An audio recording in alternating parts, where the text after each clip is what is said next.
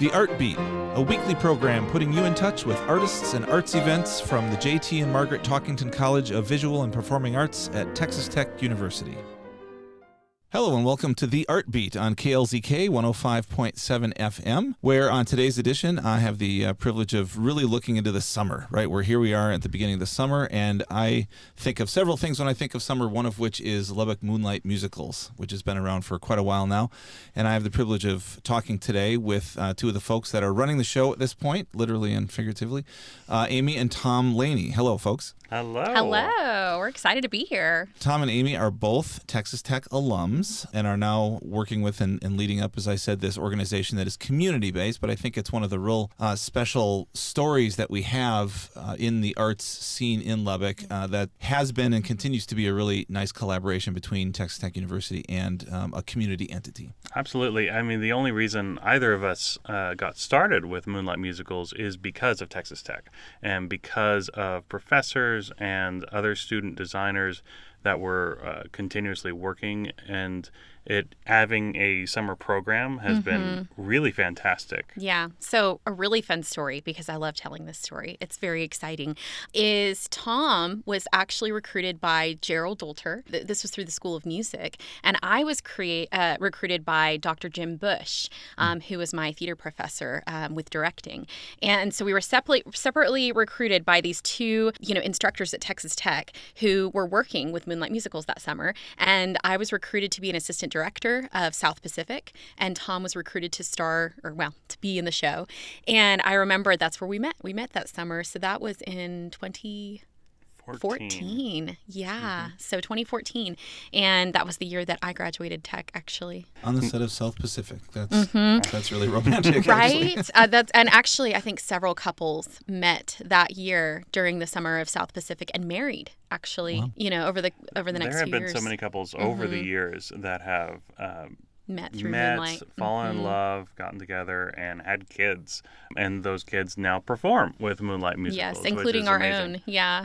Because this year is the 20th season of Moonlight Musicals. Now we have this amazing multi-generational story of how Moonlight is growing and developing and ever increasing. Yes, absolutely. That's wonderful. And it started by Jerry Dolter having a vision with his wife and going out to this kind of very bare amphitheater, bare bones, back in 2005.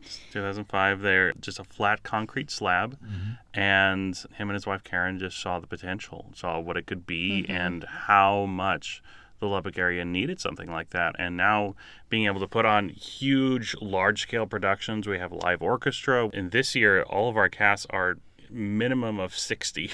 Yeah, I would say minimum of 65. Yeah. Minimum of 65. We've got all of our adult shows at this moment are between 65 and 70, and then our children's shows are between 80 to 95. Oh, okay. Yeah. So there's a cautionary tale in there for me because my own 17-year-old is participating in his first production this summer. So we'll sit down and have a chat before. Yes. Maybe showmances don't need to go the distance, but just be aware that Gotcha. they do happen. It could happen. Well, I want to get into this summer season, of course, but why don't you describe for us first your respective roles in the organization as a whole, or maybe in specific shows this summer? Absolutely. So I am the executive director, and I've been in that role, in an administrative role, for about 5 years now. And I was actually coming on and off from Texas Tech through getting my bachelor's and then most recently my master's in arts administration, that I was able to rejoin Moonlight Musicals as an intern and then work my way up in rebuilding after the pandemic to make sure that we were going on the right foot, that we were really reconnecting with the community in a good, strong way. And I think a lot of that success is due to you, Amy. Oh, wow. I don't know. That's giving me a lot of credit. I was brought on just as an assistant to the academy director. That's all I was brought on to do. It was supposed to be a part-time summer job. And I got my degree in Bachelor's of Theater at Texas Tech. And so I've been a school teacher for, teaching theater for years, for like the past 11 years. And so they wanted me to come on board and just help that summer. And then I grew the academy program. So then they said, well, can you just be our full-time academy director? And I said, sure. And then it kind of I think it grew 6 times. I don't know what you would say that. Yeah. I don't know We how had you a would say that. 600% increase Yeah, there you go. enrollment Math. over just 2 years. Yes. Which is absolutely phenomenal. Yeah, and so this past year, just with the growth of the academy, and Jerry has retired. He retired from tech recently. And so, he worked with our board of directors. We all discussed it, and basically they wanted me to come on board as the assistant artistic director. And so right now I'm mentoring under Jerry, and he is showing me all the ropes. And I'm also just getting to be able to lead in an artistic way with Moonlight, which is wonderful considering I think it started my Lubbock journey artistically here. Mm-hmm. So you mentioned the Academy a couple times, just so our listeners are clear. Mm-hmm. You've got the season of musicals, right? But then there's this educational arm of the organization that runs during the summer.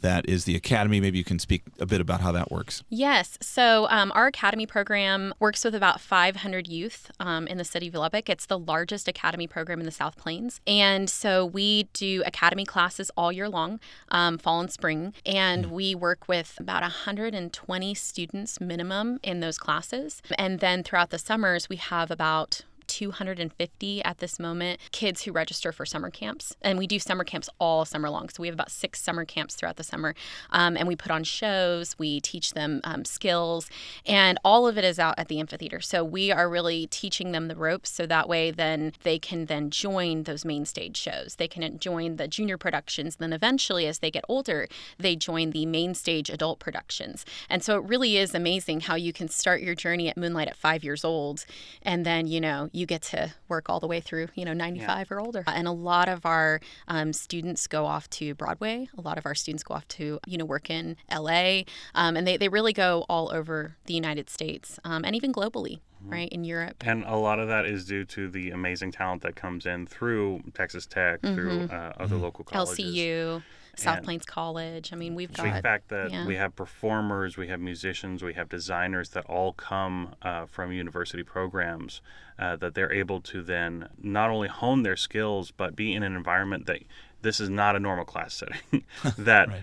You don't get an outdoor amphitheater experience unless you really search for it. And to be able to produce something on this massive scale in front of a crowd of 500 people a night is really something that, we're honored to be able to give that opportunity. Mm-hmm. Yeah, and I know for the students that I work with kind of day to day here at Texas Tech, the summer things shut down, faculty go to institutes, a lot of students do as well, but to have these sorts of opportunities right here in the summer, that's really great for the kind of on stage and, as you were saying, the technical side as well. Absolutely. Yeah, I think both of us, that's what we did. We stayed here during the summers, during our college break, and that's what we would do is we would work with Moonlight. It was the perfect experience. Well, and my first summer was really the catalyst for, I came to Texas Tech as an opera major, and working with Moonlight over the summer was my first experience of, I can actually combine performing with construction, with technical work, and I can cobble together some sort of career out of this. And the actual realization of, there are jobs in the arts. This is not just wasting my parents' money on a weird degree. And so... Let's talk about that. I'm sure all the parents out there, don't worry. Right? There are jobs in the arts, and there are. Yeah, that's what's amazing. And it kind of then steered me towards melding music with more theater into this musical theater world, and then eventually the administrative side of it. But yeah, it was being able to see it as a viable option, being able to see it as, look at all these people coming together from so many different walks of life. We've had chemistry majors, we have had engineering students, we have had people that have never pursued it as any kind of educational thing, and just for the first time in their 60 years decide to come out to an audition. And they all build on each other, they all teach each other, and the end result is really something amazing. Yeah. Let's talk for a second about the space, the amphitheater you mentioned. So it's technically part of Mackenzie Park, is that right? Okay, and if our listeners haven't been there before, it's an easy drive right out on On Broadway. Broadway, right. And it is amazing. It is so picturesque. There's a playa lake that runs right behind the amphitheater.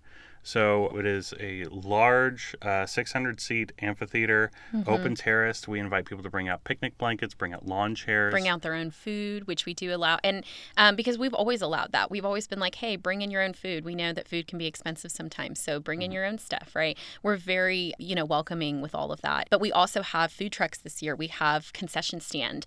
We work closely with the Civic Lubbock, and they actually provide themed desserts and themed foods that go with each of our shows and that people can buy. So we really do provide a lot of food, but we want to be welcoming to everybody. And so we let them bring in their own food too. Well, in our time left here, why don't we run through the 2025 summer season? Yes, we're so excited for this. My goodness, 20 years. Yes. And so we're celebrating that with our biggest season yet at the amphitheater. So this is 5 shows. We are running a show every month from June through October. Yeah, and something else that's unique about this season that Tom and I have been working on over the past year is we have secured partners who are sponsoring every single show this season, which has never been done before. So we've received, wonderful business partners over the years and lots of different sponsors, but this is the first time that every single show is going to be paid for and sponsored by a different business partner. Absolutely. So we're starting off in June right now with Once Upon a Mattress, and that runs for 2 weeks in June. And then in July. So July we have James and the Giant Peach. So can I just talk about Once Upon a Mattress though? This is really exciting. This one is coming up right now. So we've been posting pictures about it. We've been posting videos, reels, really gearing up for this. It is going to be a fantastic show. It's hilarious. It's set during the Middle Ages, but it is truly a family-friendly show. I think everyone will enjoy. And the nugget of this is the Princess and the Pea exactly. story, right? Okay. Yeah, Absolutely. It's based on the Princess and the Pea, but it's a really fun twist. And when I say it's hilarious, it really is. I think that they've kind of included a lot of commedia in it in terms of just their acting styles and just their over-the-top dramatic.